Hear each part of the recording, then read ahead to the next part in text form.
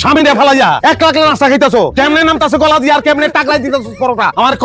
এই ধরো এই, তুই তো ছোট বড় যাই কইতে পারছ না, আমার কাছে খাওন যাই যাইছস কে? ছোট বড় গিয়ে কো। আরে খাওন আমারে দিবি না তুই? খাওন তো দূরের কথা, তোরে আমি এক ফোঁটা পানিও দিব না। আল্লাহ কোলের হয়ে মরে জানি, কোলের হয়ে জানি। আরে আরে কি করো?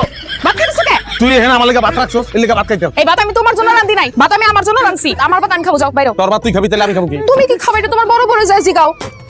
বড় বড় কাছে গেলে কয় ছোট বড় কাছে দাও, ছোট বড় কাছে আইলে কয় বড় বড় কাছে দাও। আমি কি তাতের মাকু রে? তোকে কথা মতন খালি ডাইনে বামে দৌড়াবো? খাওন লাগবো না আমার, না খেয়ে বাঁচবো কেমনে আমি? তোমার বাঁচতে কইছে কেডা?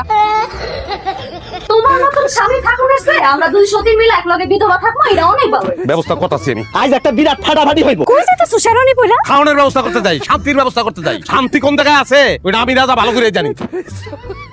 তুই যেহেনে যেই অবস্থা আছস ওই অবস্থা দৌড় স্টার্ট কর। তুই আয় আমার লগে দেখা করবি, যদি মাইর খেতে না চাস তার চালিয়ে যায়। কি ভাই একদম শেরনি পরে ঘুরতেছো? তুমি ভাবি মিলে খুব আদর যত্ন করতেছে তাই না?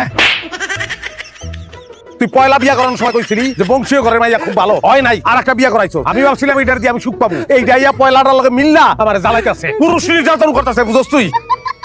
মানুষের ঘরে সতীন থাকলে পরে সতীনে সতীনে ঝগড়া করে, কারণ আপনার ঘরে সতীনটা মিলে আপনার লগে ঝামেলা করতেছে। এইরকম ঘটনা আমি জীবনে শুনি নাই ভাই। আমার সমাধান দে, আমি তো লেকচার হতে চাই না। সমাধান কি করবো আমি? এখন সমাধান আবার বিয়ে।